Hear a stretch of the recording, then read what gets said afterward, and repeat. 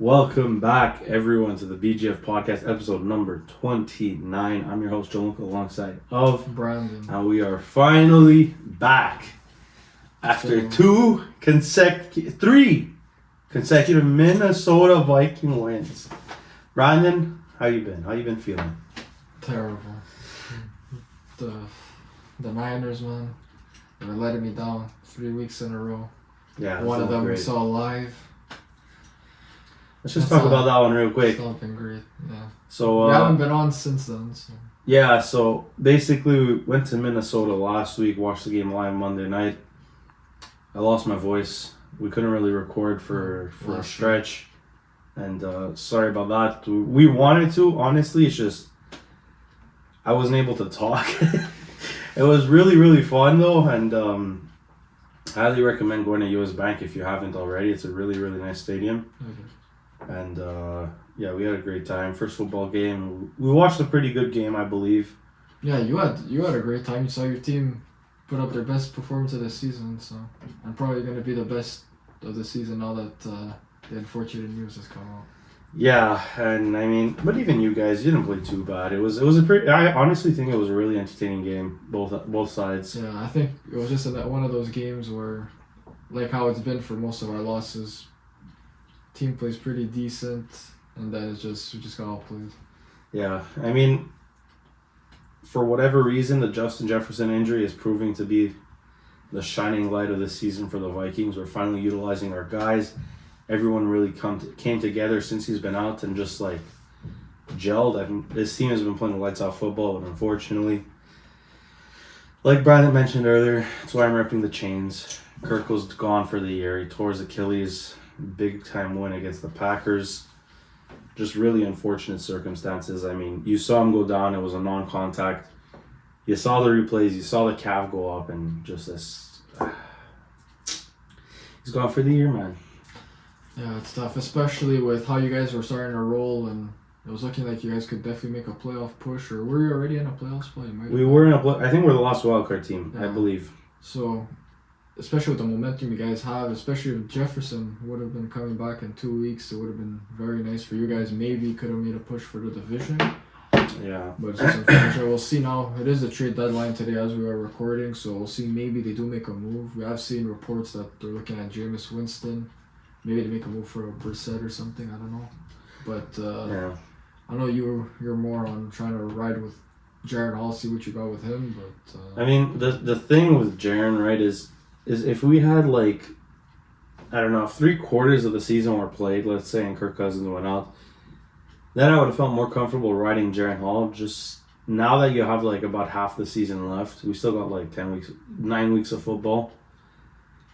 If he doesn't pan out, your season's shot, right? So it's like, what do you do? The Vikings are in a really tough spot. I do not want to see them running with Nick Mullins. I would rather they trade for a veteran guy, like you mentioned earlier, Jameis Winston or Jacoby Brissett, just in case. I would much rather have Jacoby Brissett personally, but I don't know if the Commanders are willing to move on with him at this moment, but keep him in. This week it's Jaron Hall no matter what. There's no way you're trading for a veteran guy who's going to come in with, I don't know, 3 days of practice, let's say, and just automatically run an offense. I think he comes in, you give him the week, memorize the playbook, see what Jaron does, and you go from there. I would just feel safer as a fan if knowing I have a veteran guy backing him up that's somewhat competent with the football, not Nick Mullins. You're mentioning Nick Mullins. It's actually a possibility that he does play here. There is a possibility. It depends on what Jaron Hall does. He's on IR at the moment, so Jaron Hall is legit the only quarterback we have in this room, minus Sean Mannion in the practice squad. But if this team brings back Sean Mannion, if Sean Mannion hits the field, man, oh, it's gonna be brutal. As someone who has to watch Nick Mullins for multiple weeks, it ain't great. No, that's it. And you'd much rather have Jaron Hall. Sorry. Yeah, and I mean, like I said, this week it's Jaron Hall. It's no one else. Literally, he's the only guy in that room that's there. Nick Mullins is coming back off IR next week, so we'll see, man. It's really Jaron Hall. You got the trade deadline today. See if they make a move for a quarterback. I would feel better if they did, but obviously I wouldn't give up too much draft compensation to go get a quarterback, like maybe a 5th, a 6th. Maybe a fourth for Jameis Brissett, but I wouldn't do more than that if they're asking for like a third and a second. Well, you pick your losses and you move on, but yeah, what do you think about that? Just the one thing on the trade deadline, we will have an episode out tomorrow. Yeah. Because it does end at 4 o'clock today, so we'll have an episode tomorrow just recapping that. And yeah, for me, it's just think for you guys, it's super unfortunate. And if it was me, I would go for Brissett because you know how much of a fan I am of him. Yeah, you're a big Brissett guy. I think he should be starting in this league right now. But yeah, I don't know. It's really because I think with the weapons you guys have, Brissett can definitely make a difference and get you guys in the playoffs. Yeah, that's the Just one once thing. you reach the playoffs, what do you guys do depending who you guys play against? That's another story. But the NFC is so weak now that I feel like anyone that makes the playoffs can kind of make a run. Yeah, no, I 1,000% agree. And just touching up on Jaren Hall real quick, this is arguably one of his best case scenarios. Like, he's got a legit team in front of him. Like, he's got the weapons on offense. The O-line's gelling. I haven't seen a good O-line like this in a very, very long time. Yeah, that's actually one thing I wanted to add on that Vikings-Niners game. The offensive line, that was probably their biggest test of the season. Yeah, that was huge. That's the biggest test they're going to get That was huge. during the season, and they absolutely locked up our defensive line, so good for them. But Yeah. Continue, sorry. No, it's totally cool. Just something I wanted to mention. Like, you pretty much hit everything on the head. Like, ever since Dalton Reisner has come into this offensive line, he's just changed things. I was a big advocate for this guy in free agency. I think you remember that, but as soon as we brought him in, I was excited. I don't know why it took them until Ezra Cleveland went down with an injury to start him, but ever since the man started, he has not lost. And it's just something about having that, I don't know, that big guard who's able to just get in the second level. It makes such a difference, and you see it. I mean, they locked up the Niners. They locked up everyone since he's been in. Now, Ezra Cleveland's supposed to come back from injury this week. What do you do? If I don't see Dalton Reisner start, I will be very upset as a Vikings fan, especially with how good this O-line's been playing without Ezra. I would just keep Reisner in, keep the line the way it is, roll it, ride it out. And this defense is another thing I want to touch up on. Has been sneakily very, very good. It has improved drastically week to week. I think the players are believing in Brian Flores' scheme, and it's showing on the field. Josh Metellus is having an absolutely insane season. Very underrated guy. He's that Swiss Army knife that kind of does everything. He goes after the quarterback. He drops back in coverage. Cam Bynum. Can be easy. He's easily becoming my favorite player on this defense. And, like, the growth of this man over his, 4 seasons has been exponential. He's the guy to take over Harrison Smith's position once he does retire. My personal opinion. Quarterback rooms, Caleb Evans, Mekhi Blackman looked great last week. Andrew Booth Jr. is very on and off, but he has shown slight improvement, so I'm okay with that. And this D-line, man, Danielle Hunter and DJ Wanham is a very underrated partnership. Danielle Hunter is leading the league in sacks. I don't know if you guys know that because the NFL doesn't talk about it. It's all about Myles Garrett and TJ Watt, but Danielle Hunter's up there. He's number 1. He's at 10 sacks on the year through 8 games. Absolute insane season. We haven't had Davenport for more than 2 weeks, so excited to see what happens when he does come back. He's supposed to come back next week. He looked decent in the week. Did he only play 1 game? He played 1.5. He played the Panthers and he had 2 sacks. That's what I was going to say. He looked decent in that 1 game that he did play. And then the week after, he just got locked up and he went down with an injury. It was just unfortunate, but yeah.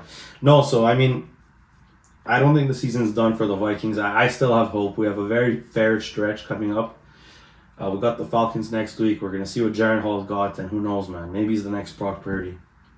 I don't know about that one. But, who knows? Who knows? Also, on the offensive line again, we saw when Kirk Cousins actually has time in there, we saw what he's able to do. He's able to dice up the defenses, and it's just unfortunate the timing of that injury. That had to happen at this point. Yeah. They're kind of just in the middle of the season. There's still a long way to go. And we just brought it back from 0-3. So this is the worst case scenario for them in terms of timing on that injury. But yeah, since we're on the Vikings, you want to talk about that game, or I didn't think there's really much to say. You guys just absolutely annihilated the Packers. We looked good, and I was really happy to see that. It's just unfortunate what happened with Kirk. This defense had Jordan Love in a box the whole game. He really couldn't do much. He's on fraud watch right now. he really couldn't do much. The only thing that concerned me was at one point Flores went to this like sort of shell defense. That's when Jordan Love was dicing us up. Reminded me a lot of Donishell. Did not want to see that, but then he changed it up. He was players made some plays. Josh Metellus had a crazy pick. I don't know if you got a chance to look at that. He literally ripped it out of I think Romeo Dobbs' hands. It was fucking crazy, but beautiful pick.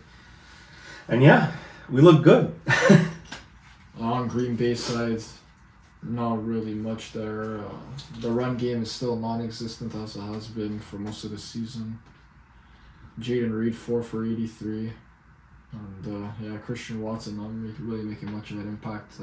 As you said, Minnesota's defense had them bottled up most of the game. And good win for Minnesota. We'll see now what it looks like for them. But I just want to touch up on this next game here. Your San Francisco 49ers. I mean, look, if this was a tough one. You guys lose 3 in a row now. You got to change something. Luckily, you're going into a bye, so you got a week's rest. This is the best case for us now that we get the bye. Hopefully, something changes. Shanahan can get involved on the defensive side. Hopefully, yeah. But no, I just want to say, what do you think the main issue is with this team? Why do you think they lost 3 in a row? First of all, I want to give credit to Cincinnati. Yeah. Joe Burrow looks like he is fully healthy. The way he was moving out of the pocket, and I don't know how many rushing yards he ended up with, but felt like he was 6 for 43. Yeah. On third down, I felt like he kept getting those first downs. With 3rd and 10, rushing for those first downs. That was very annoying. So yeah, credit to him. Shea Mixon had probably his best game of the season. He was killing us, and for us, it's really just the defense. I think we're playing too soft of coverage. Like, we're giving up too much underneath, and we're just allowing teams to have way too much of the ball, too much time of possession, and our defense just staying on the field for too long, and they're just tired. And this is really up to Steve Wilkes. Something has to change there. Hopefully in the bye week, Shanahan gets up there and can get something. And if this continues after the bye, I think you really have to question Steve Wilkes and his job. He's got to be on the hot seat.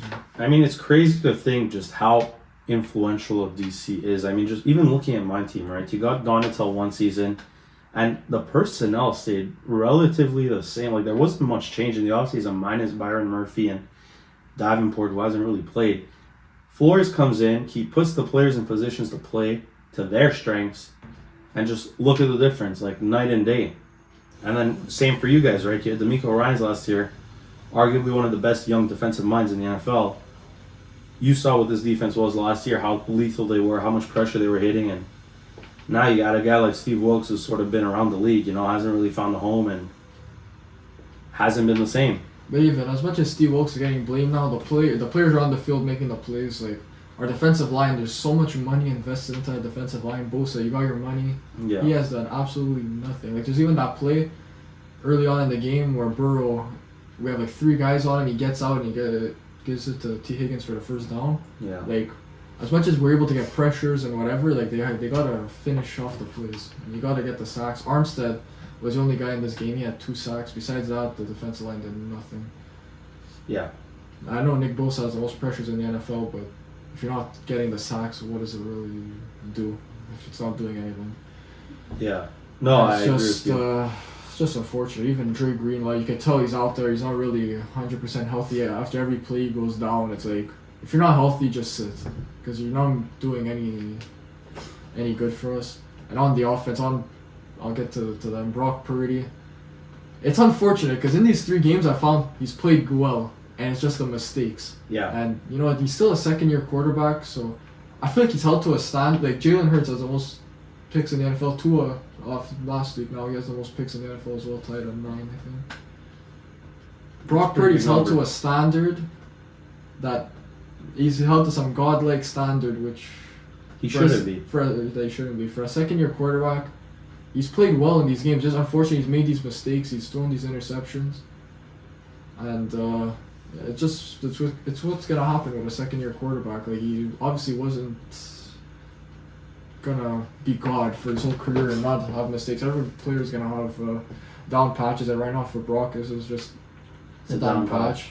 I don't think the offense has been that terrible. It's just they don't have the ball.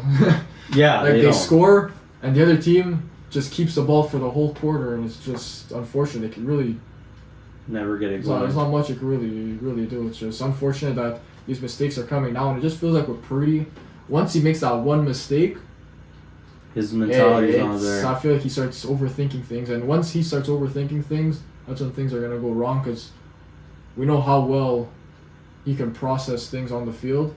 So once he starts overthinking, that's when things are gonna go wrong for him. And I'm not off Brock Purdy at all. I still have the same confidence I always had with him. I still believe he's the guy for our future. I saw people on Niners Twitter saying, how long is it until Sam Darnold comes in? I find that to be stupidity. We've seen Sam Darnold play over 50 plus games in the NFL, and he looked terrible. You know what you got in Sam Darnold? I don't even think they're bad games. I just think 3 not crazy amazing games where we dominate teams. You know what it is? Brock Purdy is not gonna make me want Sam Darnold and over him. That's for sure.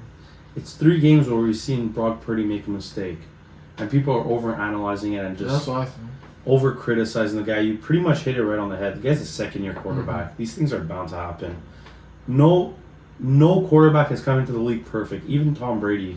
Mahomes, Josh Allen. Even Remember now, Josh Allen at the beginning of his career? Even now, Josh Allen has games where he looks terrible and throws 3 picks. Like, it happens. But yeah, you guys are fine. I think Shanahan is gonna. I don't know if we're fine. The defense, man. It's really the defense I'm worried about. These guys need to show up. The amount of money is invested in that defense.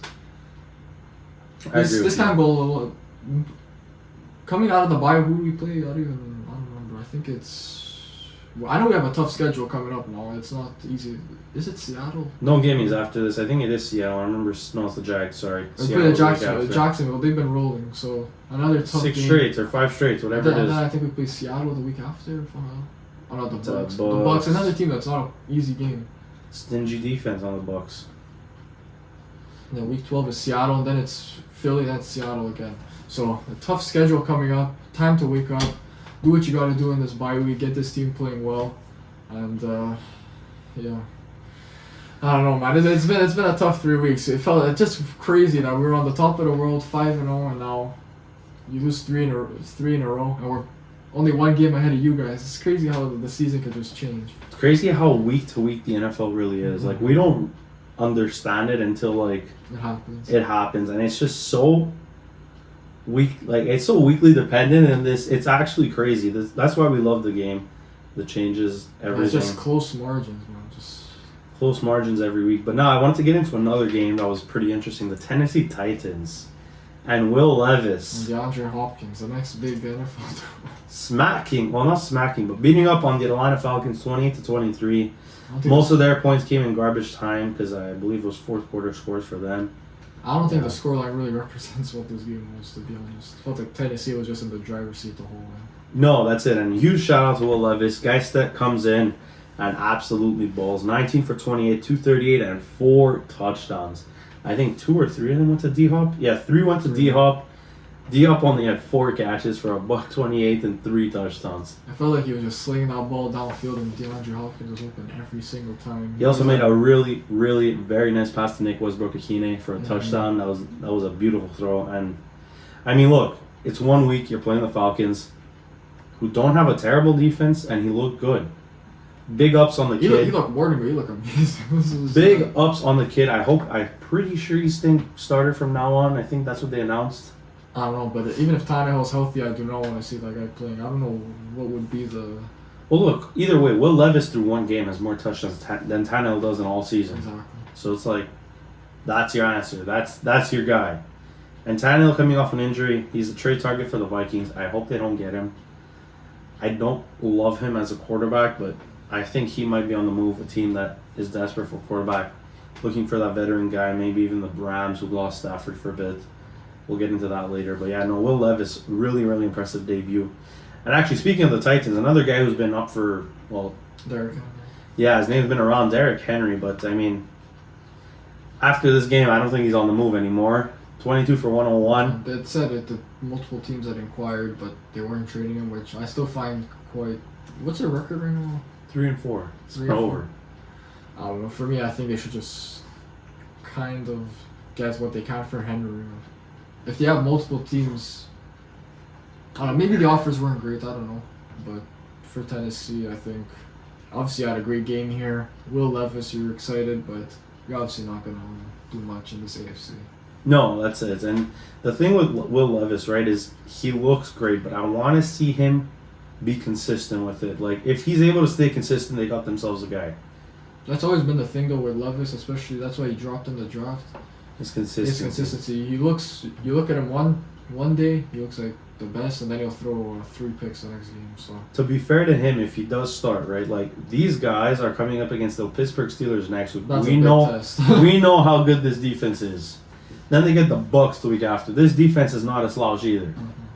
And you get the Jags the following. So Tennessee is a tough stretch here. We're really going to be able to see what kind of quarterback Will Levis is. I'm excited for this matchup against Pittsburgh next week. I want to see if he's able. It's a Thursday night or two. So I want to see if he's able to dice them up, see what he actually has, because we know how good this Pittsburgh defense is, and we'll get into it a little later. But big ups on Tennessee. Just want to cover Atlanta real quick. It's about time Desmond Ridder doesn't start. Sorry about that, guys. Something happened with the audio, but yeah, we're back at it. So yeah, I was mentioning something about Desmond Ridder. I believe it was finally he's out. Mm-hmm.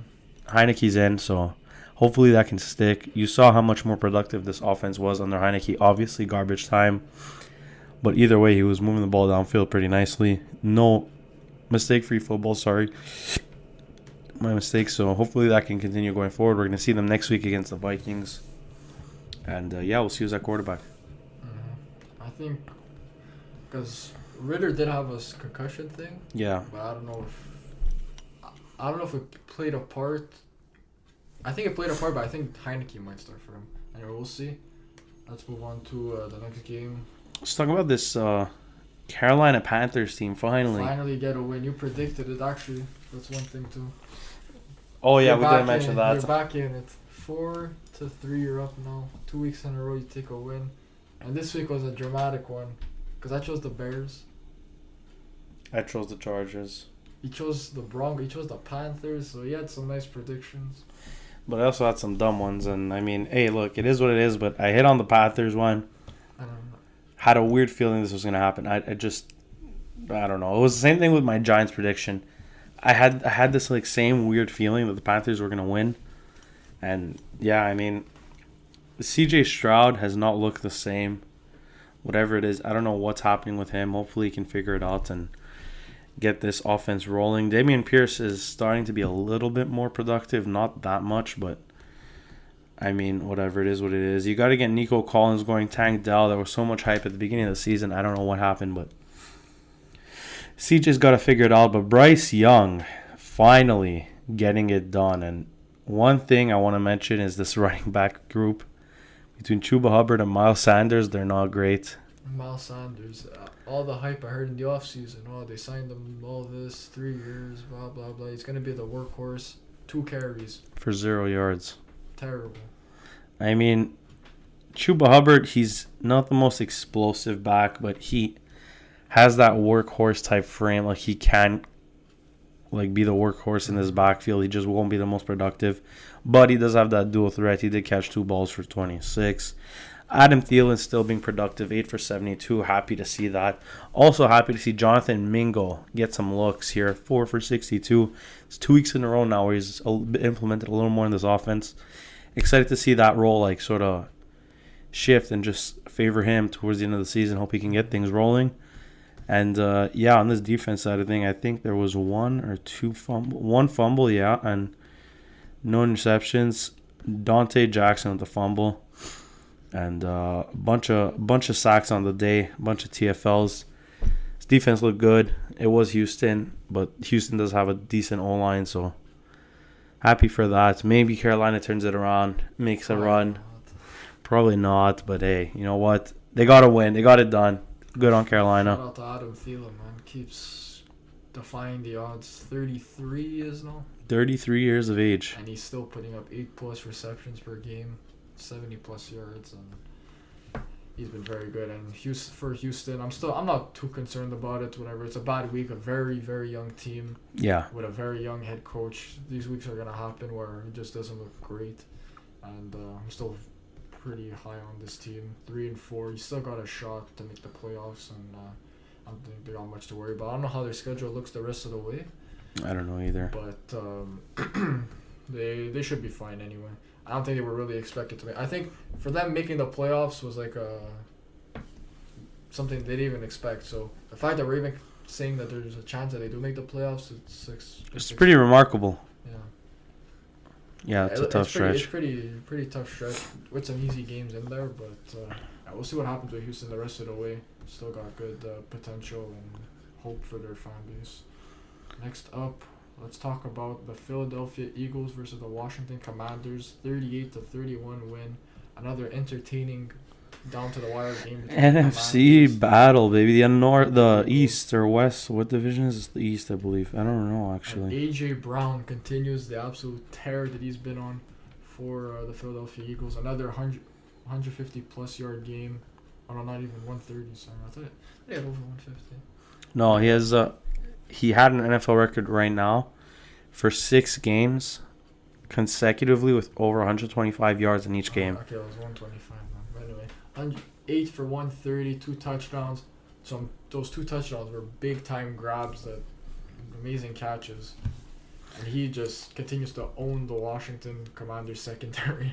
The 2 times they've played this season, he's absolutely destroyed them. No matter if it was Benjamin St. Juste on him, Emmanuel Forbes the first game, he's just been able to destroy those corners. And very clean game from Jalen Hurts, 319 for 4 touchdowns. And good game for Philly. Just want to touch up. The first half it looked rough, but the offense came through. Yeah, no, and I just want to touch up on this Washington team real quick. I want to mention, shout out to that offense. Eric Bieniemy, you know what? It's been a couple of weeks now. I know I'm saying this this Washington offense looks good. Just that defense is not there, especially that secondary. We saw what A.J. Brown did to them. Obviously, A.J. Brown is not a small individual, but either way, that grab he had over St. Juste should not have been a touchdown, and he came down with it, and he's just dominant. He is that guy, and Washington needs to figure something out because this. I seriously believe that this team can be decent if they had a bit better of defensive play. And they don't have a bad defense. They have pieces to be great. Their defensive line is one of the best in the league. So. Yeah, they have pieces to be great. It's just it's not coming together. And, I mean, that all boils down to your head coach and Ron Rivera. I mean, we love Ron. He's a great dude. He came back from cancer. Fucking very tough individual. But something about this defense is not clicking, and it's been like that now for almost 2 seasons. I think the Commanders are going to have to look and try to make some adjustments in the offseason. I don't think they do anything now. There was rumors that they trade Chase Young, Montez Sweat. That is some sort of deal I expect them to make. I don't know if that happens personally because I know Ron is really big on this D-line. It's just I think it would be beneficial for them to get some draft capital to trade one of these guys, and because you got to pay them. And most of them are already paid, to be honest. I think Chase Young's coming up this year. But I don't know if you saw Jonathan Allen's interview after the game. No, what did he say? He's like, it's been the same shit for the last since I've been here. We've been shit. Basically, a lot of swearing and vulgar words. Oh yeah, I did see that. I did see that. With the shades on, he looks like he wants to be out of there. No, I did see that. Yeah, it's just really tough for Washington Commanders fans and Washington sports fans in general because the Capitals are garbage, the Wizards are garbage, the Commanders are garbage, the Nats are garbage. It's just very tough for that city right now, and it's unfortunate because in the first half I thought Washington was coming away with this one. Was winning this game. They looked very good, and on their side of the offense, Sam Howell 400 yards again.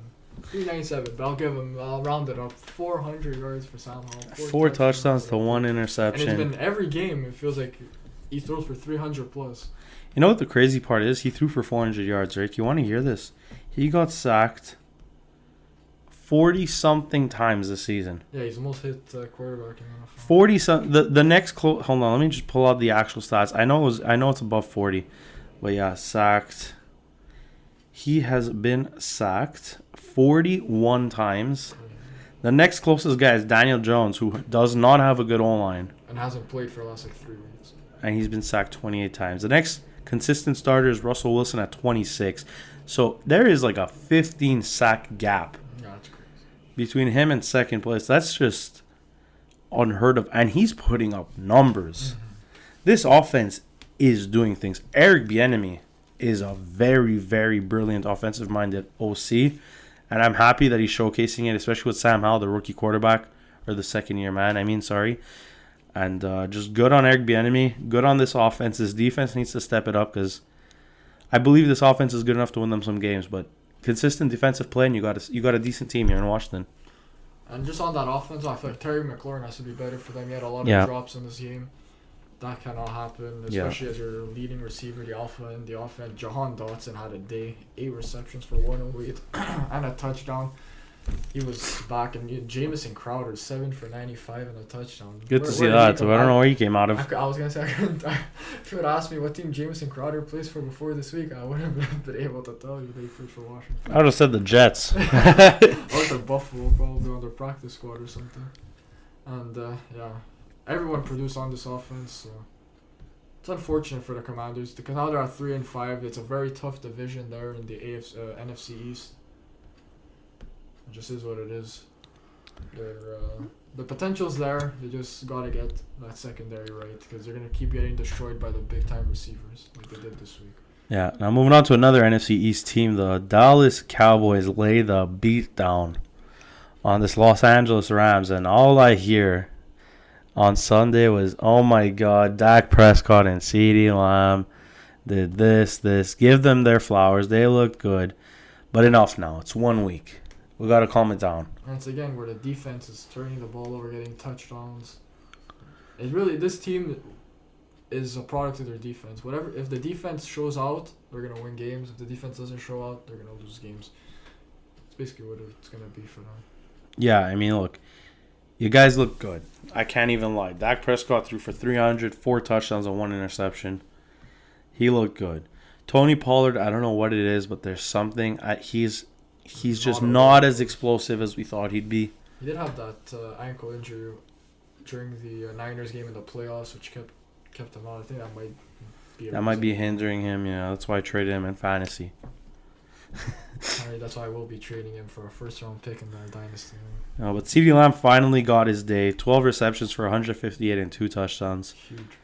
Huge performance by CeeDee. Hopefully he can keep this going consistently. That's been an issue for him. But Dak was efficient with the football. Want to see that a little more. Want to see him hit CeeDee Lamb a bit more and just keep it rolling because CeeDee is a great receiver. Just there's something about this offense that he's not consistent in it, and hopefully that changes after this week. But yeah, no, big ups for Dallas. Big win here. Defense looked great. And now on the Rams side of thing, oh boy. Stafford goes down. Stafford went down. That wasn't great to see. Passing Cooper Kupp 4 for 21. It's rare you're going to see a game like that from Cooper Kupp. 10 targets. Only caught 4 of them. Brought them down for 21. Puka Nacua, 7 targets. Caught 3 of them for 43. Darrell Henderson out the backfield was their best receiver, 3 for 54. And maybe we're going to see Brett Ripien starting for them next week, so I don't know if it gets much better for them. 3-5 in a very tough division with the Niners and Seattle. Yeah, and I mean, we predicted this at the beginning of the season that they weren't going to be a great football team. Obviously, they've looked better than what we thought, but I mean, it's just this is a game they shouldn't have won, and they didn't win, and this was the Rams' performance that we expected. And yeah, you picked them. I did pick them because I hate Dallas, but that's my biased mind speaking. But yeah, the Rams, I mean, without Stafford. Not what you say in this game, really. Dallas just dominated them from start to finish. We saw early in the game, they got a pick six or some turnover. It was a pick six. It was a pick six. Special teams touchdown. And that's one thing with Dallas. Once you let their defense get a big play like that to start off the game. Momentum, man. It's momentum. Once they get momentum, especially at home, it's going to be very tough to beat them, especially from behind. So, tough day at the office for LA. And let's move on to the next game. The Jacksonville Jaguars beating the Pittsburgh Steelers 20-10. This was kind of an ugly game to watch. This was really ugly. It was really just a lot of field goals. And we see your boy Kenny Pickett go down in this game. Mitch Trubisky comes into the game late on. It feels like every week I'm saying Kenny Pickett goes down with an injury. It feels like he's always injured. I mean, here's the thing with the Steelers, right? And I've been saying this. We've been saying this. This offense is ugly. It's not great. And it's getting better now that the alpha of the offense is back. 8 for 85. Deontay Johnson. George Pickens had the touchdown. The lone touchdown of the game. On his one reception. It was a nice grab. Yeah, it was a nice touchdown. I'll give it to him. But you're seeing Deontay Johnson being the better receiver. Either way, there's something seriously wrong with this Pittsburgh offense, and I think it boils down to that OC. This man has had a season and a half to figure it out. 2 seasons, even under Ben. It's just Ben was the quarterback. He was commanding that offense, so he was able to audible and switch plays, whereas under Kenny Pickett, it's more on the OC, and it does not look good. It is arguably the most predictable offense in the NFL. We know what they're doing with it. Pittsburgh is being carried by their defense. They're 4-3 for a reason because that defense is that good. But this offense needs to change. Something needs to change. You can't keep playing like this. I mean, offensively and expect to win games. You held the Jags to 1 touchdown in the whole game. Like literally 1, 2, 3, 4 field goals, 1 touchdown. You had the chance. Your offense just couldn't do anything, and I think it boils down to your OC, and you need to change something. I know Tomlin was frustrated after the game, and he's been frustrated now for a while, so I don't know if things change in Pittsburgh. I don't know what they do to sort of turn the season around on offense especially, but help the defense out. Help them out. I mean, they're on the field for God knows. Like, looking at the numbers, right? Total yards of offense, the Jags had 377 to Pittsburgh's 261. I mean, do I see time of possession? Yeah, 34 minutes to 25. It's just a lot of empty possessions from Pittsburgh. Like, they'll string together 2 first downs and then they'll punt it. And then, like, 2 first downs, they'll punt it.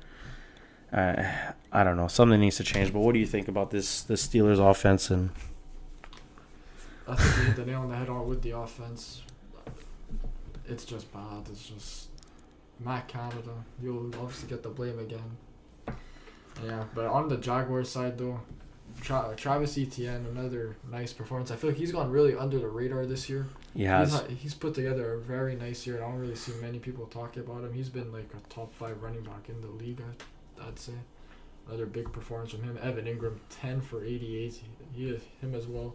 He's been putting up a really nice year. And Calvin Ridley, a bounce back game, 6 for 83. He was getting the looks now, and yeah. It wasn't the best day for Jacksonville, but they come out with the win. I don't know who they play next week, but I know we're playing them in week 10. So we'll see how that turns out. But Jags are hot, man. You know what? Got to give them their credits. Even one thing on Pittsburgh's defense, Quan Alexander made a nice play where he forced that fumble on, was it on Dearness Johnson? I think it was. That was a really nice play. So I want to give him credit for that, former 49er Quan Alexander. His former boy. Mm-hmm. No, but yeah, the Jags, like I said, they've been rolling ever since that London stretch. Mm-hmm. All it took was them going to London, and this team's back, man. 6-2, one of the best teams in the AFC. I think they're fighting for that 1 seed right now. Mm-hmm. So KC, I think is KC. No, they lost. No. KC 6-2. They're all 6-2. You got them. You got the Ravens, the Dolphins, and KC. Who do you think out of those 3 is gonna come out on top? I think the Dolphins are. The Dolphins are 6-2 as well. 6-2. Them or the Ravens? I feel like the Ravens. I really like the Ravens. I just feel like they have the most capability of just like fucking it up. Yeah. No, I 1000% agree with you. But yeah, let's just cover this Ravens game real quick. Lamar Jackson didn't have a great day. I mean, 18 for 27, 157 and a touchdown. It was decent, but Gus Edwards had a very nice day. 19 for 80 and 3 touchdowns on the ground. Looked really, really good. Mark Andrews was their leading receiver, 4 for 40 and a touchdown. But yeah, no, all in all, this defense was really what helped them win this game. 2 interceptions on the day, and I don't know if they got a fumble. Let me just double. I can't really tell right here. But yeah, no, Baltimore just played Arizona tight. Defense came through with a few big plays, and Arizona's lack of roster depth just, I think, cost them in this one. Not their fault. It's just they don't have the team to compete with guys like Baltimore.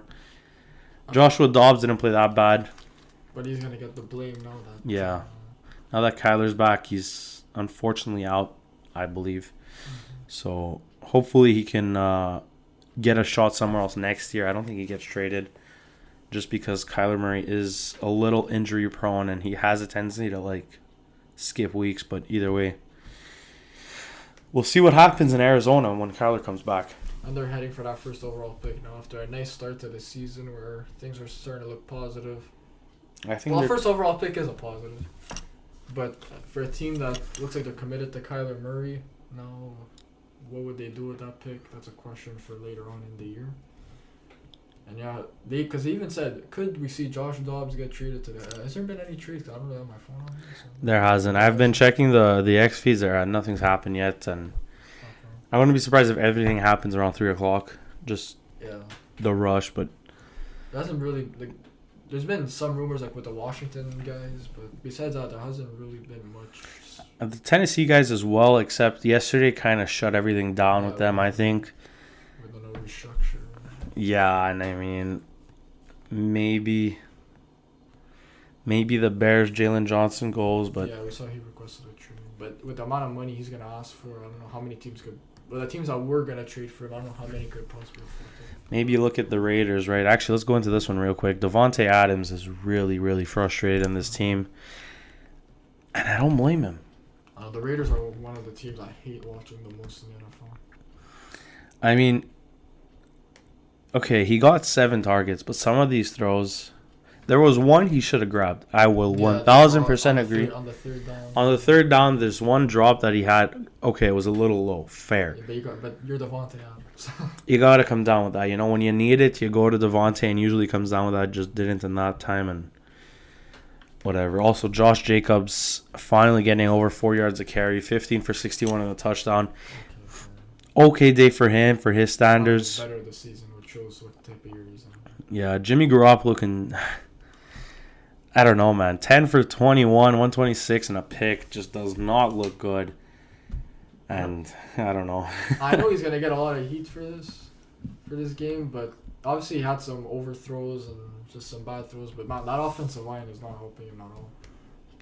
As soon as that ball snaps to him, it feels like he's under pressure.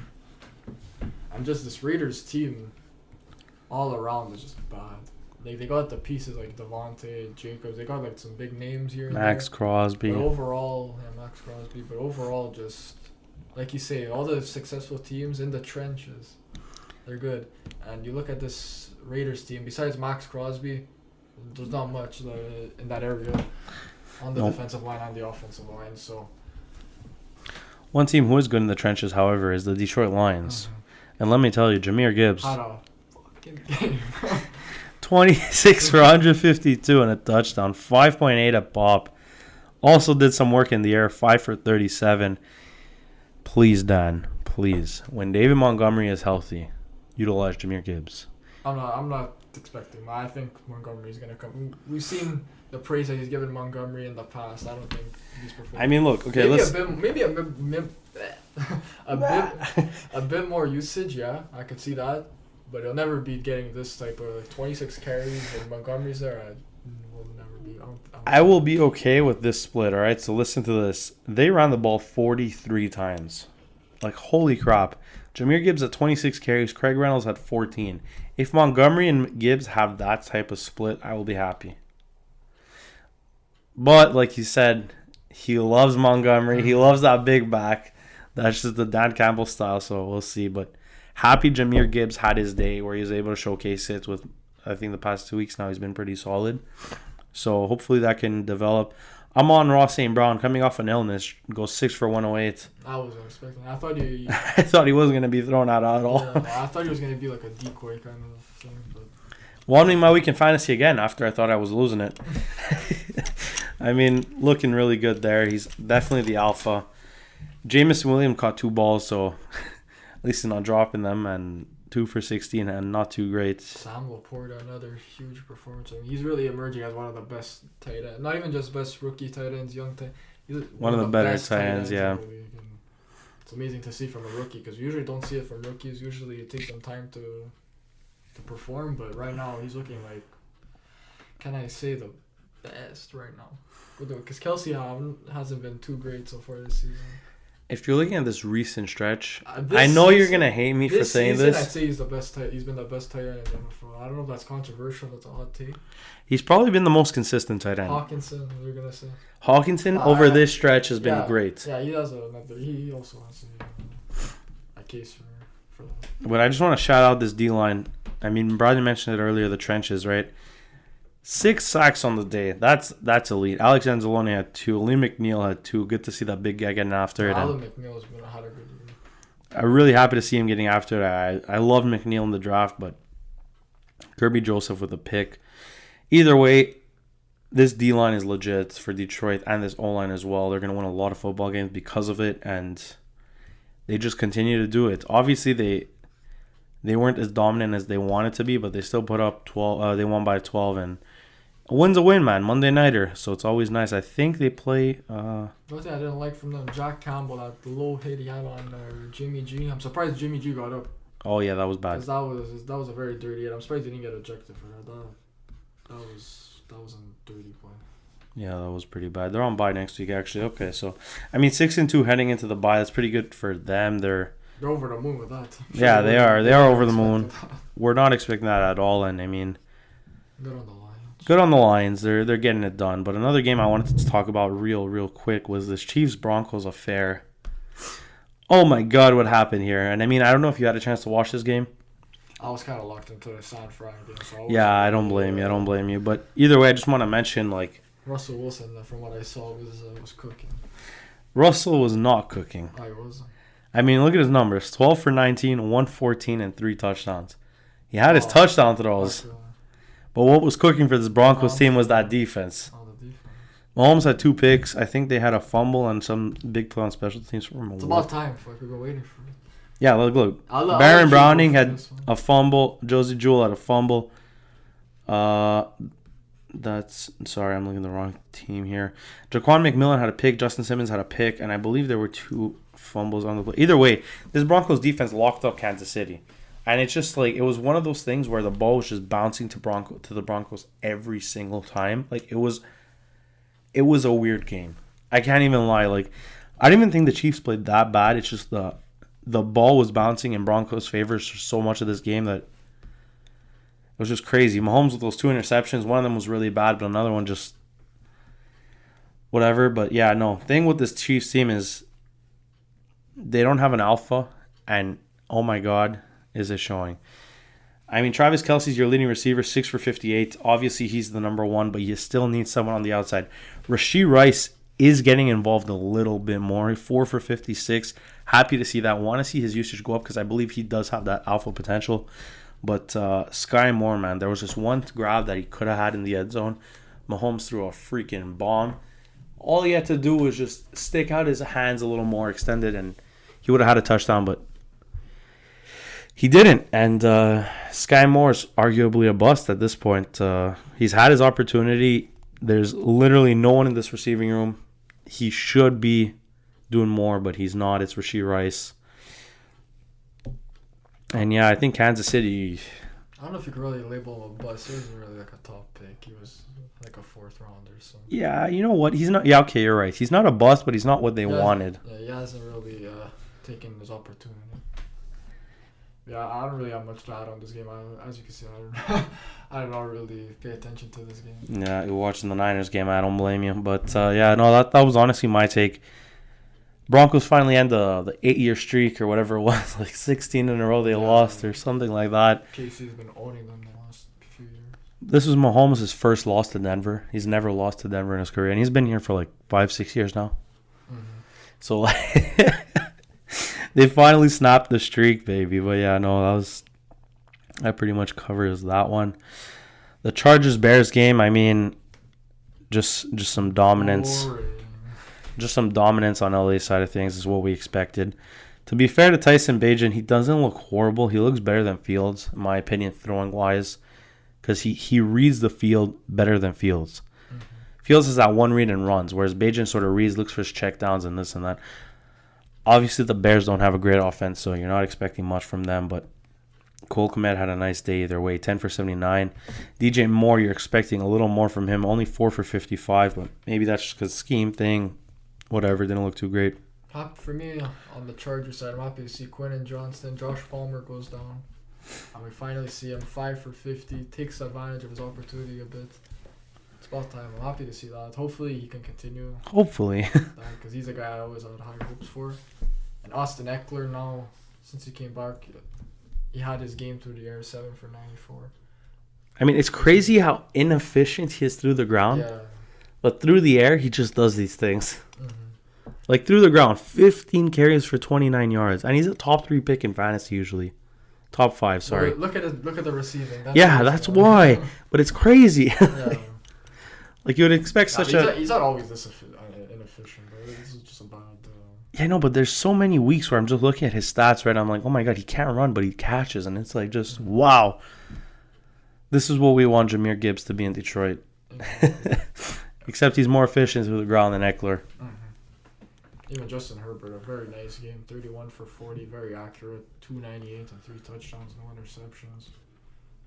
Nice to see from Herbert. Yeah, and I don't know, is there anything else that we missed? Want to go over that Jets-Giants game? It was a snooze fest for most of it, but it was an absolute snooze fest, let me tell you. Danny DeVito coming for the Giants. And the Giants were this close to winning with Danny DeVito. Tommy DeVito, baby, 2 for 7. Tommy DeVito. Danny DeVito isn't he an actor actually? I don't know. The Tommy DeVito, my bad. Either way, right? Sorry, Tommy. Either way, right? Okay, I just want you guys. Who is that? I have to search. I just want you guys to hear the stat line. Yeah, he's an actor. Yeah, he is an actor. I just want you guys to hear the stat line. So the New York Football Giants threw the ball a total of 14 times. Between both quarterbacks, they've completed 6 passes. So they went 6 for 14 through the air for a total of 7 yards. So they were averaging approximately a yard of completion. I didn't realize it was that bad. They were averaging a yard of completion. They didn't average a first down. Matt Breida was their leading receiver with 4 yards. Thank you to Saquon. Saquon had 36 carries for 120. I have never seen something like that. They almost won. Seen a game where they've been so. I don't know how many punts there. I just want to count the total amount of punts between both teams. So 1, 2, 3, 4, 5, 6, 7, 8, 9, 10, 11, 12, 13, 14, 15, 16, 17, 18, 19, 20, 21, 22, 23, 24. 24 punts in a football game is inexcusable. The Jets off. Inexcusable. You look at the numbers of this game and like, how did this happen? You would think the Jets fucking smacked the Giants. Exactly. when you got 7 yards through the air. I saw Jets fans on my timeline pissed during this game. But I mean, you know what? It was a rain game. It did play a factor, as we saw. Zach Wilson, though, 17 for 36, 240 and a touchdown. He showed up when it mattered. He had a very, very beautiful throw to, I believe it was Garrett Wilson. I don't remember if it was Garrett, but a beautiful throw. Final drive of the game brings them downfield to score a field goal and bring it to overtime, where they eventually won it. I spoke to a Giants fan after this one, and he told me he is miserable. Your conversation was longer than how many yards they had through the air. It was a relatively long conversation because he asked me about Kirk Cousins, and yeah, so either way, this is an absolute snooze fest. The battle in New York couldn't have went any other way. I can't believe I was contemplating going to this game over the Monday night if things didn't work out, but oh my god, I'm so happy I didn't go to this one. If we would have went to the battle in New York and seen 23 points put up. With 20, there was more punts than points put up.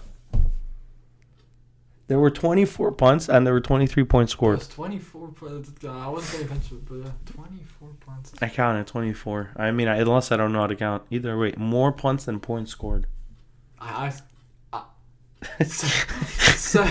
7 passing yards. 7, and you got to overtime. They had a chance to win this with Tommy DeVito. Shout out to Kayvon Thibodeau with 3 sacks. But yeah, this is one of these games that you'll never see again. So you know what? You gotta appreciate it. You know what, though? I feel like the Giants have had so many of these games that we'll never see again. -1 yards. Yeah, and you had like 7 pass attempts. Crazy. Just look at the receiving leaders.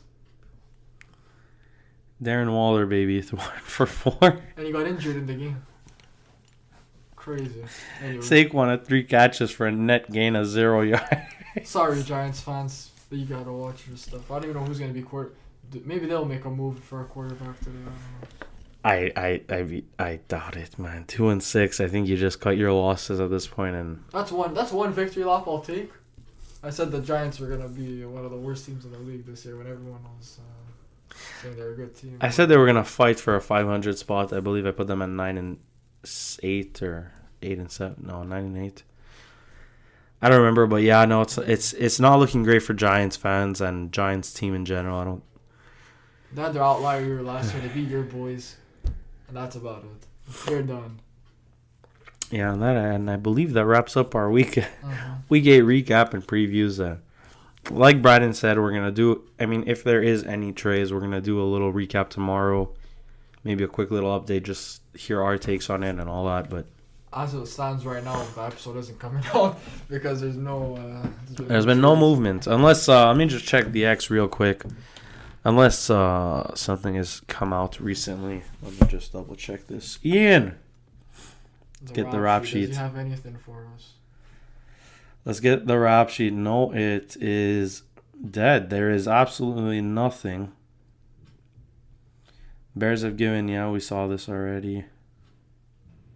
So yeah, not much.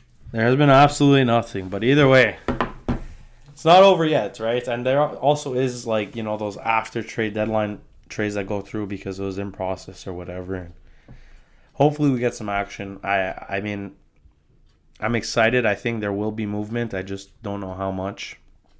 But either way, we'll keep you guys updated. On the last note, the one thing we wanted to add to our recap section is our player of the week. So quickly, who's your player of the week this week? For me, AJ Brown is my player of the week. Like we went over earlier, huge game at feasted on that Commanders secondary. So good for him. He's been balling out, and he's my player of the week this week. My player of the week is Jahmyr Gibbs. Had an absolute day yesterday on Monday Night Football.